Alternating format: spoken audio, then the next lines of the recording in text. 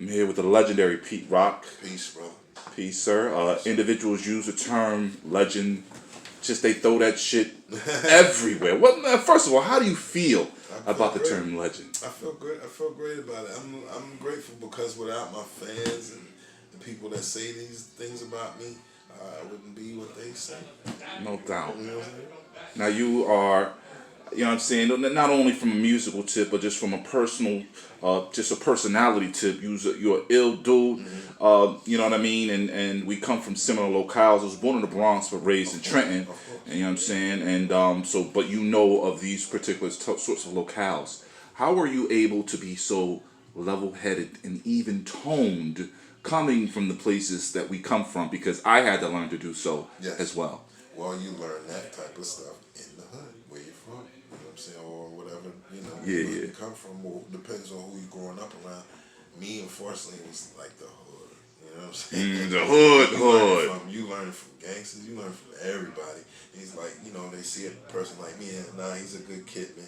Leave him alone. You know what I'm saying? Like, you know what I mean? I went through the same thing. Yeah, like, even when you wanted to be down, it's like, nah. Geez, they looked out. Yeah, they did look out. Pete, don't do this, bro. This ain't for you. Blah, blah, blah. And so with that knowledge, you kind of sticks with you after a while. No doubt. Now, your artistry is both in R&B and, of course, in hip hop. What point? At what point did you realize that you were not just some sort of DJ who was good at different genres, but a artist, a producer of top class merit? Well, that all came from learning first. It was the DJ thing first. That always comes first. And then as I'm DJing and getting that together, I'm learning as, I'm like a sponge, just picking up everything I see from, Heavy D making it, and me being under his wing, seeing a lot. You know what I'm saying? And seeing and meeting Marley Marl and meeting Howie T and meeting my idols that I listen to. Right. Musically, so. Heavy D, everybody love Heavy D. Yes. And that's your blood, so I know the pain is there. But when you just mentioned his name, it's just like my heart was just like, It's crazy, man. Because he's like that. That's right. Everybody loved Hev. I remember being on the red carpet. And like if you interviewed him, like his memory was ill because if you interviewed him like 2-3 years ago, he'd come to you and be like, "Oh, hey, how you doing, brother?" Yes. Like with that energy, that energy and his memory, and he didn't never smoke weed or do any drugs or none of that. Like that's why he was so sharp. Yo, he was an ill dude. Yeah, and he got me in the game, bro. Rest in peace. Man. Diverting. Please tell me about Tracklib. Oh, Tracklib. And what's the illness about that? Tracklib to me is like the piece we needed in hip hop, as far as sample goes, as far as exposing new artists and producers, and doing interesting beat battles and listening to young people that you never heard compete with their best beats, and then having people like me coming and judging, and spreading the word about Tracklib. Okay. Now, how does the common man learn about Tracklib? Basically, through their website and, checking their stuff out. I know they're on Instagram and Twitter and everything, Facebook. I learned about them just having a meeting with them and coming up here talking to people and then seeing that they really stepped up their game now and trying to do a lot more than just like sample clearance and things of that nature. So, I'm just happy they're around, man, and I'm heavily involved, man, and I'm just, this is what I do, so I have to be involved in anything that has anything to do with hip hop. Like I feel like at this point, like you're beyond the producer. You're a statesman for hip hop.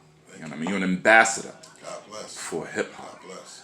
You know what I mean? And you were very honest when you spoke earlier about a lot of cats was kind of like hot, cats was laying down tracks with beats with like 16, 24, and 48 tracks, and then kids come along with 2 or 3 tracks, and that's the hot track.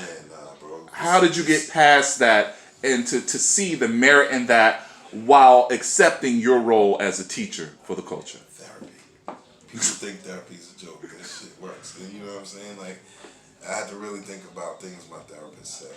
You know, I had to really think about things family members, wife, advice. You know, everything like people said. You know, to me about like just normal things. It's always the simplest things people don't catch. And if listening is the number one thing, that's the number one important thing to keeping you sane. Is listening and correctly. You know what I'm saying? Yo, that's what's up. Hey, yo, that's dope. That's what I learned, man, because I didn't listen correctly for a long time. And, I mean, when you're somebody who's so successful young and everybody loves you young, as you grow older, it's difficult to transition because you're like, well, me doing it this way has been successful. Yeah. You should listen to me, and that shows the hallmarks of a wise individual, indeed. Now, as far as, you know, you said you could switch it up and do trap music, and I wanted to know how you're able to put that boom bap in everything you do. Because I was listening to the beat and the boom bap. I'm like, you put that in everything, and I love it. I feel like it's a hallmark of hip hop. I think it takes a lot of studying of today's music. You know what I'm saying? Listening to what you hear on the radio, whether you like it or not. You know, there's some cleverness that I hear with young producers doing their thing, you know, with the trap. And so I just listen to it and then apply it to me. Indeed. You know, I believe I'm, you know, part machine. Right. So, you know, I adapt easily to things. So, you know, I feel like with today's sound, I just listen and connect. You know what I'm saying? Indeed. Now, you had mentioned earlier that, you know, Nas, another individual asked you to rhyme. You acted like you couldn't rhyme. Yeah. I've heard you rhyme. Poobah. You have a thank you for giving me that. You didn't give me that. He made me. Poobah made you rhyme. Grand Poobah made you. He's like, yo, man, your voice, man. Your voice is ill. You hear how you rap, bro. Come on, man. Like, you put 3 sentences together and that shit sounds ill. He wrote my first 2 songs. Word? Which were those? Right. The Creator. Okay. Soul Brother #1. Oh, he wrote them? Yeah, he wrote them joints. Yo, so, but come to that, like, you rhyme, like you, like I said, I've heard you. That's neighborhood shit, though. Oh, That's Michelle Mount Vernon shit. Like, that's okay, all right. 914 shit. Okay, so that's not for everybody else. That's just for a like, strict you know what I'm saying? demographic.